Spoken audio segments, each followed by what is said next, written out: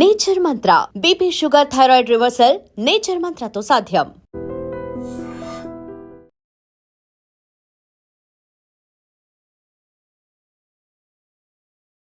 నమస్తే, welcome to I dream. ఇప్పుడు ఎవరు చూసినా ఇంకొక 3-4 రోజులే ఉంది కదా జూబ్లీ హిల్స్ ఎన్నికలకి. ఎవరు గెలుస్తారు, ఎవరికి ఓటేయబోతున్నారు? సర్వేలు అయితే రోజుకో సర్వే వస్తున్నది. సో నిజంగా ఎవరు సర్వేలు చేస్తున్నారు, వాళ్ళకి ఏం క్వశ్చన్లు అడుగుతున్నారు, నిజంగా జనాలు కరెక్ట్ చెప్తున్నారా లేదా? సర్వేలు నమ్మకండ్రా నాయన, అవన్నీ ఫేక్ సర్వేలు అని ఒక ఎత్తున్నది. ఇంకోవైపు ఏమో అసలు ఏ సర్వే చూడు బీఆర్ఎస్ఏ గెలుస్తుంది, బీఆర్ఎస్ఏ గెలవబోతోంది, ఇవే అన్ని సర్వేలు కూడా అవే చెప్తున్నాయి. అయితే ఫస్ట్ నుంచి కూడా జూబ్లీ హిల్స్ ఎన్నికలు ఎప్పటి నుంచి అయితే ఈ మొదలైనాయో, అంటే ఆ చర్చ మొదలైందో అప్పటి నుంచి కూడా రాజయ్య యాదవ్ గారిని పట్టుకొచ్చి అసలు ఏం జరుగుతుంది, ఏంది సార్ ఒకసారి మీరు చెప్పండి అన్నప్పుడల్లా ఆయన చెప్పిన విశ్లేషణ ఆల్మోస్ట్ ఎప్పుడు కూడా జనాలకు కనెక్ట్ అయింది. అట్లాగే సార్ గ్రౌండ్ది కూడా కరెక్ట్ చెప్తారు అనేది కూడా మనం చూసినాం. అందుకే ఇక లాస్ట్ ఆల్మోస్ట్ ఇక 3-4 రోజులే ఉంది కాబట్టి మనతో పాటు సీనియర్ మోస్ట్ లీడర్, అట్లాగే బీజేపీకి సంబంధించిన లీడర్ రాజయ్య యాదవ్ మనతో పాటు ఉన్నారు. సార్ నమస్తే. నమస్తే. ఎట్లున్నారు సార్, బాగున్నారా? బాగున్నామ్మా. Yes sir. సార్ ఇంకొక 3-4 రోజులల్లా ఇక ఓటర్లు పరదసాటుకోయి ఓటు వేయబోతున్నారు సార్. ఇంకేం అనుకోలే వాళ్ళు. అరే నిజమా సార్? మరి సర్వేలు అయితే అసలు ఊదర కొడుతున్నారు.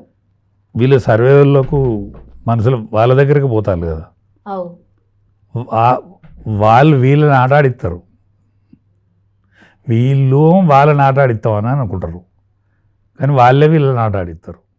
ఇది సర్వే వాళ్ళతోనే జనాలు ఆటాడుతారు. పోతే సర్వే వాళ్ళు ఇద్దరిని పంపుతారు, ఒకళ్ళను ముందుగా పంపుతారు. ఏమంటారో ఇంటారు, వాళ్ళు ఏమంటారో ఇన్న తర్వాత మళ్ళా అసలు ముచ్చట చెప్తారు కావచ్చు అని మళ్ళీ వాళ్ళు పంపుతారు. మొదటోడు ఎందుకు వచ్చిండు, వెనక సీరియల్ కూడా ఎందుకు వచ్చిండు, ఏం పనికి వచ్చిండ్రు రా వీళ్ళు అని వాళ్ళు అనుకుంటారు. అంత అవేర్నెస్ ఉంటుందమ్మా. Really sir? నేను 77 ఎన్నికలు చెప్తాను. కమ్యూనికేషన్ ఇంత డెవలప్ కాలే, కమ్యూనికేషన్ డెవలప్ లేదు, పత్రికలు లేవు, నిషేధం ఉండే, ఉన్న పత్రికల మీద కూడా నిషేధం ఉండే, ఎమర్జెన్సీ విధించారు, జార్జ్ ఫెర్నాండెస్ లాంటి వాళ్ళను బయటికి విడిచిపెట్టలే. అటువంటి రోజులల్లో సర్వే లేవు. అదే అప్పట్లో ఉండేనా, అదే అడగబోతున్నా. సర్వేలు లేవు, కానీ ఒకళ్ళ షోలో ఒకళ్ళు ముచ్చట పెట్టుకున్నట్టు కర్ణాటకను ఆనాడు ఉమ్మడి ఆంధ్రప్రదేశ్ తప్ప వన్ సైడ్ జనతా పార్టీకి ఓట్లేశారు.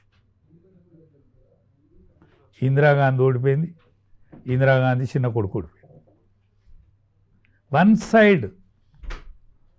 ఓకే, ఇప్పుడు అదే జరుగుతుందంటారా? ఎప్పటికీ అదే జరుగుతుంది. పోయిన అసెంబ్లీ ఎన్నికలల్లో టీఆర్ఎస్ ఓడిపోతుందని ఏ రాజకీయ పార్టీ కూడా అనుకోలే, కానీ టీఆర్ఎస్ ఓడిపోయింది. పార్లమెంట్ ఎన్నికలల్లో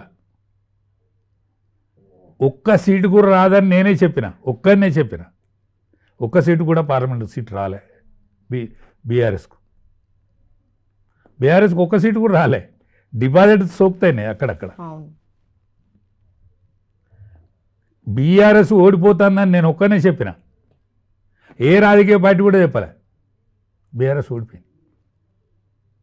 అంటే ఓటరు నాడి ఈజీగా తెలుస్తుంది అనుకున్నాడు ఈజీగా పోగొట్టుకుంటాడు, కానీ ఓటరు చాలా ప్రాముఖ్యకుంటాడు.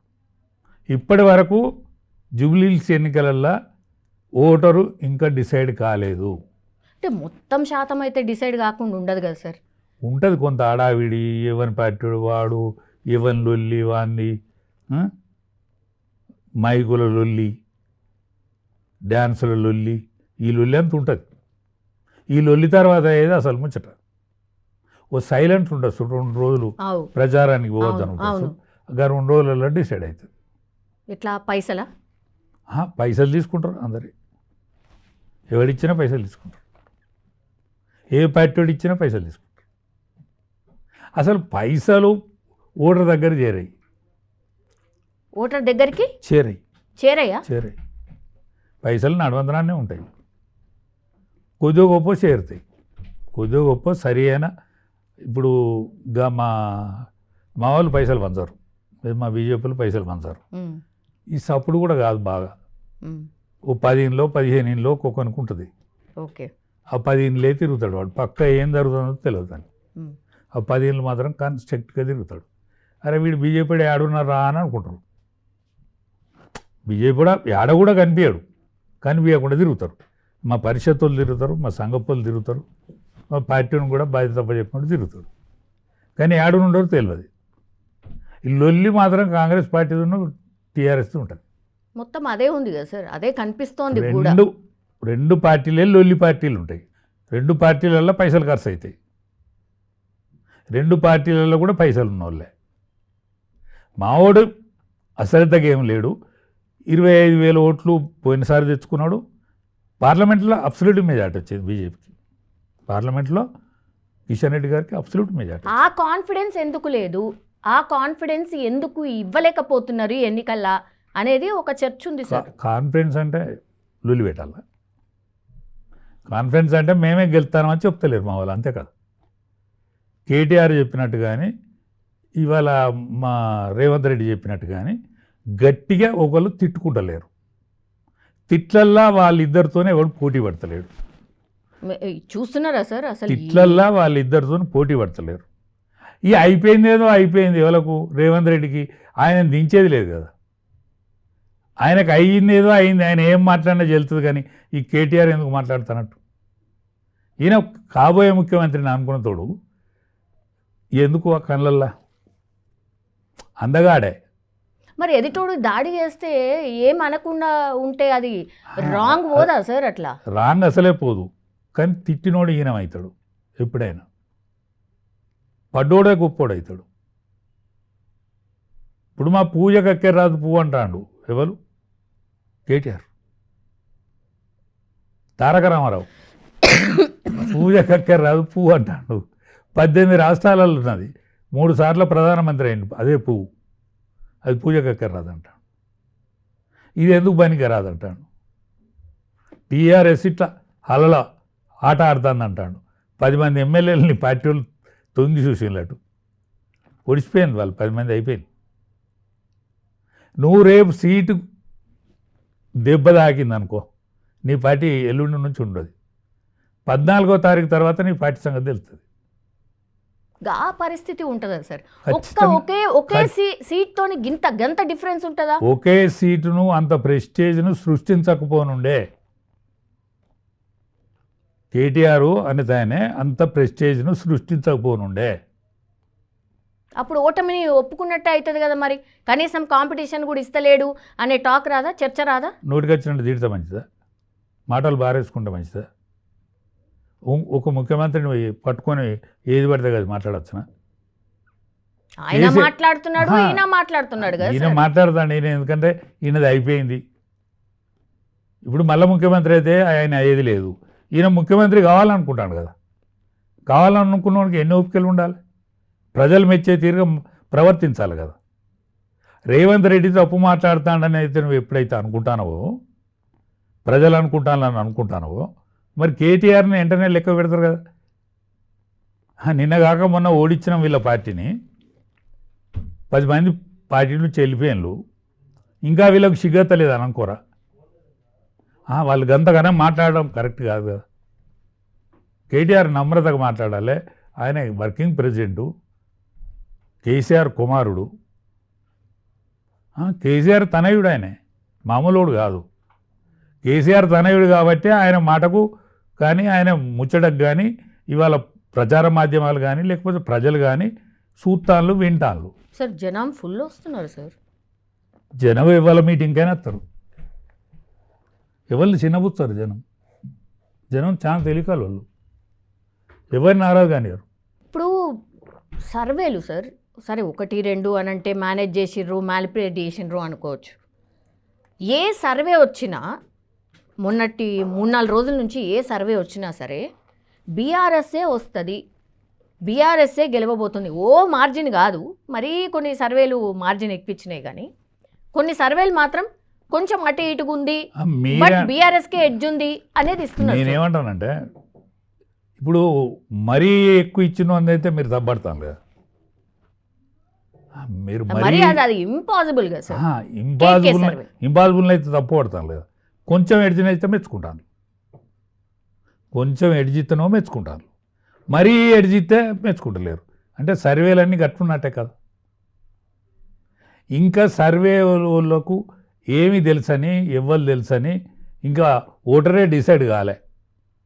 3-4 రోజుల ముందట డిసైడ్ అవుతాడు. ఆల్మోస్ట్ ఇక అంటే సైలెంట్ 11వ తారీఖు నాడు ఓట్లు పడతాయి కదా, 8వ తారీఖు నుంచి ప్రచారం బంద్ అవుతుంది. 9 తర్వాతనే ఓటర్ డిసైడ్ అవుతాడు. 9 తర్వాతనే వీళ్ళు మాట్లాడుకుంటారు ఓటర్లు. 9 రోజుల దాకా 9వ తారీఖు దాకా వీళ్ళు ఎవరిని మాట్లాడినారు, వీళ్ళే మాట్లాడుతుంటారు. అప్పుడు వాళ్ళు మాట్లాడుకుంటారు, ఏది మంచిళ్ళ మన నీళ్ళు పట్టుకునే కాన్నో, పాలు కొనుక్కునే కాన్నో, కిరాణం కొట్ల కాన్నో, అక్కడనో ఇక్కడనో వాళ్ళు మాట్లాడుకుంటారు. అరే ఎట్లున్నది రవే, ఎట్లున్నది, ఎవడు ముందడుకున్నాడు, ఎవడు వెనకకున్నాడు అని అప్పుడు అనుకుంటారు. ఈ ఓటర్ సర్వే అనేది అమ్ముకునేది అందుకే కదమ్మా. అంతే బోగస్ అంటారా సార్? అట్లా కదా, నేను బోగస్ అని అంటలేను వాళ్ళను. ఎందుకంటే సర్వే సంస్థలు కదా, నిష్ఠాతులు కదా, విఘ్నులు కదా, వాళ్ళందరిని అన్నతందు వీలు లేదు. ఓటర్ అన్నతోడు వాళ్ళకంటే వాళ్ళ తందు వీళ్ళ సందు చూస్తే మాత్రం వాళ్ళ స్కేల్ పెద్దది, సర్వే చేసేటోళ్ళ స్కేల్ పెద్దది, వాళ్ళ ప్రశ్నలు పెద్దవి, వాళ్ళు శాంపిల్స్ తీసుకుంటారు, రకరకాల సర్వేలు చేస్తారు. ఒక సర్వే ఒక ఆడ కంప్లీట్ ఫెయిల్ అవుతుంది, ఒకళ్ళ సర్వే సక్సెస్ అవుతుంది. అందులో ఆ సర్వేలనే సక్సెస్ అవుతాయి, ఆ సర్వేలనే ఫెయిల్ అవుతాయి. అవును. మరి ఫెయిల్ ఎందుకు అయితే? మరి సర్వే సంస్థలకు స్కేలు, సూక్ష్మ స్కేలు ఇవన్నీ ఉన్నప్పుడు ఫెయిల్ ఎందుకు అవుతుంది? మరి మార్జిన్లే ఉండాలి కదా, వీళ్ళందరూ మార్జిన్లే ఉండాలి కదా. అంటే ప్రజలు ఎవ్వనికి అంతుబట్టరు, పార్టీలకు కూడా అంతుబట్టరు ప్రజలు. అవునా? ఏ పార్టీకి అంతుబట్టరమ్మా ప్రజలు. గెలిచేతోని మీద ఓడేతోని మీద 2 పంద్యాలు కడతారు, ఒకడు ఓడిపోతాడు, ఒకటి గెలుతాడు కదా. మనం అనేక సంవత్సరాలు చూస్తాను. నేను నా చిక్కెంటికల కాంచెలు చూస్తాను, ఒక్కెంటిక లేకుండా. కాదు సార్, ఇప్పుడు బీజేపీ మీ పార్టీ కింగ్ మేకర్ అవుతుంది అని అంటున్నారు. అంటే ఆ పార్టీ ఎన్ని ఓట్లు చీలిస్తే ఒక పార్టీ బయట పడుతుంది అనేది చర్చ సార్. నేను కూడా మా క్యాండిడేట్ను సెలెక్ట్ చేసినప్పుడు అరే బీసీ ఐడియాలజీ ముమ్మరంగా నడుస్తుంది, దత్తాత్రేయ గారి బిడ్డను కనుక సెలెక్షన్ చేస్తే మంచిగుండు అని నేను మీ స్టూడియోలో కూడా మాట్లాడినా. నేను మళ్ళీ పాత క్యాండిడేట్ చేసిన రోజు కొద్దిగా నారాజులు ఉంటుంది. నేను అరే ఇది పోయినసారి 25,000 ఓట్లు వచ్చినాయి, పార్లమెంట్లో మంచి ఓట్లే వచ్చినాయి, కానీ క్యాండిడేట్ సెలెక్షన్ ఏమన్నా తేడా అవుతుందని అనుకున్నా. కానీ ఏమైందంటే అది ఎంఐఎం క్యాండిడేట్ పెట్టకూడదు. ఎంఐఎం తోటి నవీన్ యాదవ్ ఇదివరకు పోటీ చేయడం ఎంఐఎం వాళ్ళ పార్టీ పేరు మీద, రెండోసారి ఇండిపెండెంట్గా పోటీ చేయడం, మొత్తం మీద ప్రజలలో నాంతాడు. మొన్న 23లోనే పోటీ చేయలేడు. అయితే మొత్తం మీద ప్రజలలో నాంతాడు. పోతే వాళ్ళ తండ్రి కూడా ఎప్పటికీ నానే వ్యక్తే, ప్రతి విషయానికి నానే వ్యక్తే. కాబట్టి వాళ్ళ కాంగ్రెస్ పార్టీకి పలుకుబడి లేని పరిస్థితులలో కూడా, పరువు లేని పరిస్థితులలో కూడా, పరువు పోగొట్టుకున్న పరిస్థితులలో కూడా వాళ్ళ క్యాండిడేట్ సెలెక్షన్ కరెక్ట్గా చేసుకున్నారు వాళ్ళు కాంగ్రెస్ వాళ్ళు. అజారుద్దీన్ పక్కకు జరిపి ఆయన ఎమ్మెల్సీ ఇస్తామని ఇప్పుడే మంత్రి పదవి ఇచ్చి ఇవన్నీ మేనేజ్ చేసుకుంటే మాత్రం పర్ఫెక్ట్గా మేనేజ్ చేశారు. అజారుద్దీన్కి మంత్రి పదవి అదేమన్నా ఓట్లు తెచ్చి పెడుతుందా సార్? ఒకటి తర్వాత నెక్స్ట్ ఇంకోటి, ఒక నవీన్ యాదవ్ బీసీ నినాదం ఉంది కాబట్టి అది కాంగ్రెస్ పార్టీకి ప్లస్ అయిందా? అది ఇంకోటి సార్. ఇంకోటి ఏంటంటే ప్రభుత్వానికి అసలు వ్యతిరేకత చాలా ఉంది, గ్రౌండ్ లెవెల్లో వాళ్ళు సాటిస్ఫైడ్లో లేరు అనేది ఇంకో చర్చ సార్. ఈ 3 ఫ్యాక్టర్లు బేస్డ్గానే ఓటింగ్ జరగబోతోంది అని చర్చ. అన్నిటికంటే ఏంటంటే వాళ్ళు క్యాండిడేట్ సెలెక్షనే మంచిగా చేసుకున్నారు. ఇప్పుడు పార్టీని చూడకుండా ఓన్లీ క్యాండిడేట్ని చూసి ఓటేస్తారా? పార్టీని కూడా చూస్తారు, పార్టీ చేసి తప్పులు చూస్తారు. అజారుద్దీన్ కౌంట్ కూడా వస్తుంది. పోతే ఎంఐఎం వాళ్ళు కూడా వీళ్ళు వన్ సైడ్ కాంగ్రెస్కు ఓట్లు ఎత్తారు. ఎందుకంటే బీజేపీ గెలవద్దు కదా వాళ్ళకు బీజేపీ గెలవద్దు.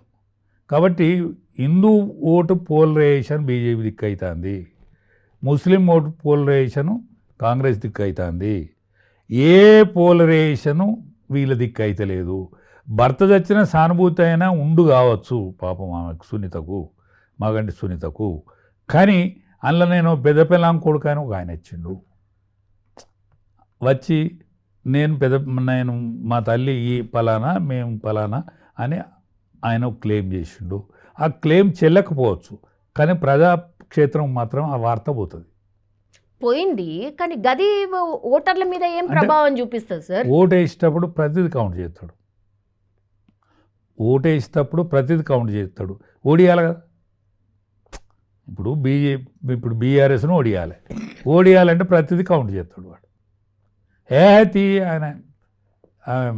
ఆయన భర్త కానే కాడట రెండో, అందుకని వాళ్ళ కుటుంబ సభ్యులు ఎవరు రానే వస్తలేరు. వాళ్ళ అన్నదమ్ములలో అయితే వాళ్ళు పాల్గొంటలేరు కదా. ఈమె కోటే ఆయన పాల్గొంటారు. ఇంకొక ఆయన వాళ్ళ అన్నయ్య ఉంటాడట, వాళ్ళ అన్న అయితే పాల్గొంటలేడు. కాబట్టి ఇవన్నీ ఎఫెక్ట్ పడతాయి క్యాండిడేట్. కేటీఆర్ ప్రవర్తన 100% ఎఫెక్ట్ అవుతుంది. ఎందుకంటే కేటీఆర్కి అంత మాట విసరకపోనుండే. ఆయన తండ్రి చాటు పిల్లగాడు మంత్రి పదవి అయిండు, రేపు కాబోయే ముఖ్యమంత్రిని అని అనుకుంటాడు. కాబోయే ముఖ్యమంత్రి ప్రవర్తన అందరూ కళ్ళతో చూస్తారు, చెవులతో వింటారు, ఇవన్నీ చూస్తారు కదా ప్రవర్తనను. అందుకని ప్రవర్తన చేపట్టి ఆయన కళ్ళారా జడగొట్టుకుంటాడు, చేతులారా జడగొట్టుకుంటాడు. ఇప్పుడు ఎంఐఎం ఫ్యాక్టర్ ఎక్కువ ఉంటుంది, 90,000 లక్షణం ఉన్నాయి ఓటర్లు అని. సార్, బీఆర్ఎస్ పార్టీ కూడా అంతో కొంత అంటే ముస్లిం కమ్యూనిటీకి చాలా బాగా చేసింది అనేది ఒక చర్చ ఉంది సార్. తర్వాత ఎంఐఎంకి సంబంధించిన వాళ్ళు అసదుద్దీనో అక్బరుద్దీనో వాళ్ళు చెప్పినా కూడా ఈ కమ్యూనిటీ ఇనే పరిస్థితిలా లేదు అనేది కూడా ఇంకో చర్చ సార్. ఇప్పుడు నిజం చెప్పండి. ఉండొచ్చమ్మా, కానీ వాళ్ళు ఇన్నట్టేసి వింటారు, వ్యతిరేకించాలంటే వ్యతిరేకిస్తారు. కానీ మళ్ళీ వాళ్ళది మసీదులలో ముచ్చట జరుగుతుంది, వాళ్ళ ఓటు చర్చ ఎక్కడ జరుగుతుంది? మసీదులలో జరుగుతుంది. ఆ మసీదులో ఏం చర్చ జరుగుతుంది ఆ చర్చ దిక్కు పోతుంది. పోయినసారి మా బీజేపీ క్యాండిడేట్ గెలుస్తుంది అనుకున్నామమ్మా మేము, ఏది ఓల్డ్ సిటీలో మా సీటు వచ్చిందే అనుకున్నాం. మా క్యాండిడేట్ మాధవీలత గడగడలాడిచ్చింది ఓవైసీని. ఆఖరికి గుడికి పోవాల్సిన పరిస్థితి ఏర్పడ్డది, ఓవైసీకి గుడికి పోవాల్సిన పరిస్థితి ఏర్పడ్డది. కానీ మళ్ళీ ఓట్లకు వచ్చేవారు మేము ఏడు ఉండాలో గానే ఉన్నాం, ఓవైసీకి గెలిచి ఇది అట్లే ఉంటుంది. ఓకే, ఇక్కడ కూడా సిచ్యువేషన్ అదే ఉంటుంది. అట్లే ఉంటుంది. ఓకే, ఇప్పుడు ముస్లిం ఓటర్స్ అన్న డిసైడ్ అయినరా సార్? ముస్లిం ఓట్లు కూడా వాళ్ళు శుక్రవారం ఉన్నదా మిగిలి ఉన్నది, ఆనాడు డిసైడ్ అయింది. 2 రోజులకే, ఎల్లుండి డిసైడ్ అవుతుంది, ఎల్లుండి డిసైడ్ అవుతుంది. ఇప్పుడు ముస్లిం ఓట్సే కీలకం కాబోతున్నాయి అనేది కూడా పెద్ద ఎత్తున చర్చ సార్. వాళ్ళదే కీలకం. ఇంకోటి సార్, 180,000 అనుకుంటా బీసీలు. నవీన్ యాదవ్ ఒక్క యాదవ్ కాబట్టి యాదవ్ల వాళ్ళనే దగ్గర తీసుకుంటున్నాడు. ఆయన చుట్టుపక్కల ఉన్న వాళ్ళంతా కూడా వాళ్ళే, మిగతాళ్ళతోనే అసలు పెద్ద సఖ్యత లేదు, లేకపోతే దగ్గర తీస్తలేడు, వాళ్ళని ఏం పట్టించుకుంటాడు ఒకవేళ వేసినా కూడా అనేది కూడా పెద్ద ఎత్తున చర్చ నడుస్తుంది. నాకైతే ఆంధ్ర కాపోళ్ళు బీజేపీకి ఎత్తారు, ఇక్కడి కాపోళ్ళు మాత్రం కాంగ్రెస్కి ఎత్తారు. అవునా? ఆంధ్ర కాపోళ్ళు బీజేపీకి ఎత్తారు. కమ్మాశెట్టి ఎత్తాలో తెలుస్తలేదు ఇంకా. ఓకే, కమ్మాశెట్టి ఎత్తాలో తెలుస్తలేదు. ఈవెన్ కౌంట్లోకి తీసుకుంటారా తీసుకోరా, ఈమె కమ్మేనా కాదా, ఇవన్నీ ఉంటాయి. ఓకే, ఇప్పుడు గోపీనాథ్ గారికి 2వ భార్య అయినప్పుడు కమ్మే కావాలని లేదు, ఆమె కమ్మ కావాలని లేదు. ఒకవేళ ఆమె కమ్మ కాకపోతే మాత్రం కోపం మునిగినట్టే, కంప్లీట్. ఓకే, ఇవన్నీ ఉంటాయి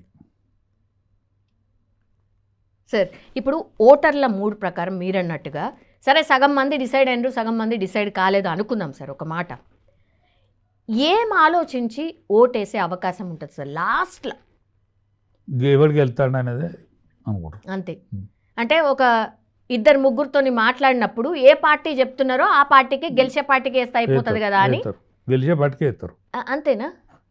ఇప్పుడు కొడుకు నిలబడ్డా కూడా అమ్మేదమ్మా ఓటు.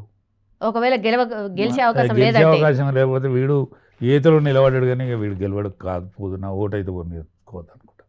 సార్ నవీన్ యాదవ్కి సంబంధించిన ఫ్యామిలీ గుండా అని పెద్ద ఎత్తున ప్రచారం నడిచింది. మాగంటి సునీత గురించేమో కొంచెం సింపతి అని ఆ చర్చ నడిచింది. ఇవన్నీ పక్కకి వెళ్ళిపోయినాయా లేకపోతే నిజంగా ఇప్పుడు ఉన్నాయా జనాలలో? ఇదివరకు మాట్లాడిన వాళ్ళు ఇప్పుడు మాట్లాడతలేరు అదే గుండా అని. అదే ఇప్పుడు కేటీఆర్ ఉన్నాడు, గూండా అన్నాడు, రౌడీలు అన్నాడు, పోతే ఇడ్లీ బండి కాడ ముచ్చట మాట్లాడాడు, ఛాయ్ దుకాణంలో ముచ్చట మాట్లాడాడు, సాకలి అది ఇస్త్రీ బట్టలోని ముచ్చట మాట్లాడి ఇవన్నీ మాట్లాడాడు. బంద్ అయింది ఆయన ఎందుకు ఆయన అంటాడు గూండా అని.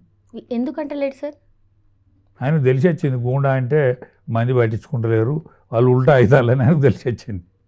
ఓకే. ఎందుకంటే ఇంట్లో సౌఖ్యంగా తినతోడు బయటికి పోయి తింటాడమ్మా. ఇంట్లోనే టిఫిన్ ఉన్నదనుకో బయటికి పోయి తింటాడా? ఒక్క అంగి ఒక లాగున్నోడు తువాల కట్టుకొని పోయి ఇస్త్రీ చేయించుకుంటాడు. వాడు రేపటి నుంచి ఇస్త్రీవాడికి బట్టలు ఇయ్యరు, ఇస్త్రీవానికి పైసలు ఇయ్యరు అని చెప్పినాక ఇస్త్రీడు ఏమనుకుంటాడు, ఒక్క అంగి ఒక్క లాగున్నోడు ఏమనుకుంటాడు? ఇప్పుడు ఇంట్లో లేనోడే కదమ్మా బయటికి పోయి వడా తిన్నా, ఇడ్లీ తిన్నా, ఏదైనా టిఫిన్ చేసినా, ఛాయ్ తాగినా, ఇంట్లో లేకపోతేనే కదా బయటికి పోయేది.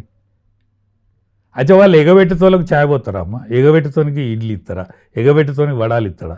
కావాలని అనొచ్చునా? వీళ్ళు పెద్ద రౌడీజం చేసిండ్రు కదా. రౌడీజం చేయకపోతే ఏమీ లేని వాళ్ళు కోట్లకు ఎందుకు పడుగులేస్తారు? ఎంత రౌడీజం దాని పేరు. కానీ దానిలో నాణ్యతతో కూడిన రౌడీజం అది. దానిలో నాణ్యత ఉంటుంది, కాగితం మార్పిడి ఉంటుంది, కాబట్టి చప్పుడు కాదు. కానీ పాపం బజార్లల్లో తినతోళ్ళు, పాపం బజార్లలో ఛాయ్ తాగేతోడు, బజార్లలో ఏదన్నా టీ కొట్టు కాడ పోయేతోడు, పాన్ షాప్ కాడ పోయి పాన్ తినేతోడు, వాడిని ఎంత చులకగానో చూసినట్టమ్మా. మళ్ళీ వాళ్ళని ఎట్లా పడితే గట్ల మాట పదజాలం కూడా వాడే పదజాలం కూడా అసభ్యకరమైన పదజాలం వాడితే వాళ్ళు చిన్నబుచ్చుకోడా. అందుకని వాళ్ళ నోరు బంద్ అయింది. ఇప్పుడు వాళ్ళ నోరు ఎందుకు బంద్ అయింది? వాళ్ళు బంద్ చేయలే, వాళ్ళే బంద్ అయింది. సో పార్టీకి మైనస్ అవుతుంది అనడం వల్ల అనే బంద్ అయింది అంటారు. సార్ కాంగ్రెస్ పార్టీ కూడా అంత రిలాక్స్డ్గా ఏం లేదు, అంటే టగ్ ఆఫ్ వార్ లాగానే ఉంది ఈ ఎలక్షన్. ఎవరు అవునన్నా కాదన్నా సార్ జనాలు ఇప్పుడు మీరు ఫస్ట్ నుంచి కూడా చెప్తున్నారు కాంగ్రెస్ పార్టీ మీద వ్యతిరేకత ఉంది, బీఆర్ఎస్ పార్టీ మీద కూడా వ్యతిరేకత ఉంది కాబట్టి మొన్న ఓట్లు వేయలే. సార్ ఆల్టర్నేట్ పార్టీ కోసం చూసినా మరి బీజేపీ ఎందుకు కనిపిస్తలేదు? బీజేపీకి వేయచ్చు కదా అమ్మా. బీజేపీకి ఓటు ఎందుకు పడతలేదు మరి ఇప్పుడు? కానీ ప్రచారంలో వీళ్ళిద్దరు బతకలేరు. వాళ్ళు లేరా? ప్రచారంలో తిరుగుతున్నారు, కార్పెట్ బాంబింగ్ అంటున్నారు, అది చేస్తారమ్మా. కానీ వాళ్ళ సైలెన్స్ ఇదే ఉంటుంది. వాళ్ళకు 10 ఇళ్ళ చెప్తారా, 10 ఇళ్ళ కాడికి అవతలోడు ఇవ్వడం కూడా వీళ్ళకి తెలియదు. బయట నుంచి ఆ 10 ఇళ్ళు మిగతా వాళ్ళకు ఎవరికప్ప చెప్పినలో కూడా ఈ 10 ఇళ్ళని చూసుకోవడం తెలియదు. సైలెంట్ ఆర్గనైజేషన్ ఉంటుంది. పరిషత్ వాళ్ళు ఉంటారు, దానిలో సంఘపోళ్ళు ఉంటారు. బీజేపీ నాణ్యమైన ఎక్కడెక్కడ ఈ ట్రబుల్ షూటర్స్ ఉంటారో వాళ్ళందరినీ తీసుకొచ్చి పెడతారు ఇక్కడ. వీళ్ళు మార్బలాన్ని, మందిని, హంగామాను నమ్ముకొని వీళ్ళు 2 పార్టీలు ఉంటాయి. సో సైలెంట్గా బీజేపీకి వేస్తే ఏమవుతుంది సార్ ఒకవేళ రిజల్ట్? ఒక్కటేనమ్మా. పోయినసారి మళ్ళా చెప్పుడు కరెక్ట్ కాదు, 25,000 పార్లమెంట్లో మెజారిటీ సీట్లు తెచ్చుకున్నారు, ఓట్లు తెచ్చుకున్నారు. కాబట్టి ఆ పార్టీ గెలుతుందని నేను చెప్తలేను, కానీ పోటీలు ఉన్నది. కాంగ్రెస్ పార్టీను ఆ పార్టీ మాత్రమే 2 పోటీలు ఉన్నారు. ఆ 2 లెవెల్లో గెలుతారు. అసలు బీఆర్ఎస్ రేపటి నుండి 14వ తారీఖు తర్వాత బీఆర్ఎస్ గురించి మనం ఈ స్టూడియోలలో మాట్లాడుకోము. స్టూడియోలలో బీఆర్ఎస్ గురించి మాట్లాడుకోము. మీరు ఆ పార్టీ మీద కోపంతోనో లేకపోతే అట్లా చెప్పినట్టు అనిపిస్తోంది సార్. సార్ సర్వేలేమో బీఆర్ఎస్ గెలుస్తుందని చెప్తున్నారు, పోటీనే వీళ్ళిద్దరు అంటున్నారు. నాకు కోపం ఉండు మాట వాస్తవం. నా కోపం ఎంత దూరం పోతుంది, నాకు కోపం ఉన్నమాట వాస్తవం. కానీ నా కోపం ఎంత దూరం పోతుందో అన్న, ఈ ప్రజాలీకాన్ని అందరిని కూడా కదిలిస్తాడు రాజయ్య యాదవ్ అన్నతోడు కోన్కి ఇసుకం కాడు వీడు. అచ్చా మీ స్టూడియోలో మాట్లాడితే ఎంతమంది వింటారు, ఎంతమంది చూస్తారు అంటే నాకు ఆదరణ ఉన్నది ఓన్లీ సోషల్ మీడియానే. మా పార్టీ కూడా నన్ను ఏం పట్టించుకోదు, నా బీజేపీ కూడా నన్ను ఏం పట్టించుకోదు. నన్ను ఎవరైనా పట్టించుకుంటానంటే వీడు ఇదివరకు బీజేపీలో పనిచేసిండు, దాని తర్వాత టీఆర్ఎస్లో పనిచేసిండు, నికారసైన కార్యకర్త అని మీలాంటి వాళ్ళు పట్టించుకుంటాను తప్ప నన్ను నా పార్టీ కూడా పట్టించుకోదు పెద్దగా. పట్టించుకోకున్నా కూడా మరి నాది వైరల్ అవుతాయి. మరి చాలామంది నాతో ఫోటోలు దిగుతాను ఎక్కడికైనా పోతే, పెళ్ళి పోయినా సాగుకు పోయినా. అంటే నా మాట ఏదో వాళ్ళు అనుకున్న దానికి దగ్గరగా ఉంటేనే కదా. వాళ్ళు ఎవరో తెలియదమ్మా నాకు, వాళ్ళు ఎవరో తెలియదు. అంకుల్ మీది చూస్తాను నేను ఎప్పటికీ, మీ వాయిస్ వింటాను నేను అని అంటారు. నేనేంటి మాజీ ఎమ్మెల్యేని కాదు, పెద్ద సోగ్గాని కాదు, సినిమా యాక్టర్ని కాదు, ఆయన నా వాయిస్ వింటానులే. సరే, సో ఏది ఎట్లున్నా కూడా మళ్ళీ మనం కలుస్తాం 14వ తారీఖు తర్వాత. మీ దగ్గరికి వస్తాను నేను, మళ్ళీ మాట్లాడతాను నేను. Yes sir.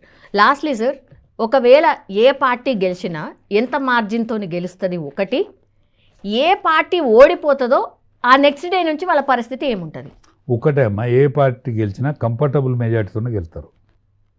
ఏ పార్టీ గెలిచినా ఏదో 500తోనో 300తోనో లేకపోతే ఉండదు, అట్లా ఎంత మాత్రం ఉండదు. కంఫర్టబుల్ మెజార్టీతో ఉంటుంది. కానీ కాంగ్రెస్ పార్టీకి బీజేపీ పార్టీకి ఏమి దోకా ఉండదు, ఓడినా గెలిచినా. ఎందుకంటే చూడు, ఇప్పుడు 15 ఏళ్ళలో 16 ఏళ్ళ తర్వాత కాంగ్రెస్ పార్టీ మళ్ళీ రాజ్యంకి వచ్చింది. మొన్న 2 ఓట్లు 2 పార్లమెంట్ సీట్లు ఉన్న పార్టీ 3 సార్లు ప్రధానమంత్రి అయింది భారతదేశంలో. కానీ బీఆర్ఎస్ ఒక్కవేళ ఓడిపోతే 14వ తారీఖు తర్వాత పార్టీ ఉండదు. ఇప్పటికే పార్టీ ఫేస్ వాల్యూ పోయింది, పెద్ద మనిషి చేత కాకుండా అయిండు. వాళ్ళ సిస్టర్ దిక్కు పార్టీ, వాళ్ళ సిస్టర్ సాక్షాత్ భావం మీద, మేనభావం మీద ఆ పార్టీని మోసి పెంచి పెద్ద చేసినటువంటి వ్యక్తి మీదనే అవినీతి ఆరోపణలు చేసుకుంటూ తిరుగుతుంది. బాజార్లు తిరుగుతుంది, పర్యటన అంటున్నాను దాని పేరు. పెద్ద మనిషి శాత కాకుంటున్నాడు. ఈయనే అహంకారం మాటలు పోతలేవు. కాబట్టి ఆ పార్టీని భగవంతుడే రక్షించాలి, రక్షించలేడు కూడా భగవంతుడు కూడా. చూడాలి సార్, మీరన్నట్టుగా మరి రిజల్ట్ ఎట్లుంటుందో సర్ప్రైజింగ్. నేను చెప్పినవన్నీ ఈ యాంగిల్లో చెప్తాను, ఈ యాంగిల్లో చెప్తాను నేను. Yes sir, thank you sir, thank you so much. And for more videos, please subscribe to iDream. Please subscribe to iDream. Please subscribe iDream. And please subscribe to iDream. For more videos, subscribe to iDream. please like, share and subscribe to the channel. Congratulations, iDream. Subscribe to iDream. Subscribe to iDream. So subscribe to iDream Media. iDream ki iDream team andarki huge congratulations. Please subscribe iDream Media. Please subscribe to iDream. Subscribe iDream. Please subscribe to iDream. iDream అంటే నా కళల ఛానల్ను subscribe చేసుకున్న నోరు తిరుగుతలేదు, మీరైతే గంట గుర్తు కొట్టండి. For more such videos, please subscribe to iDream. Subscribe to iDream. Please subscribe to iDream. Please subscribe iDream Media. Please do subscribe to iDream. Please subscribe to iDream Media. For best entertainment and information, please subscribe iDream. And don't forget to subscribe to iDream.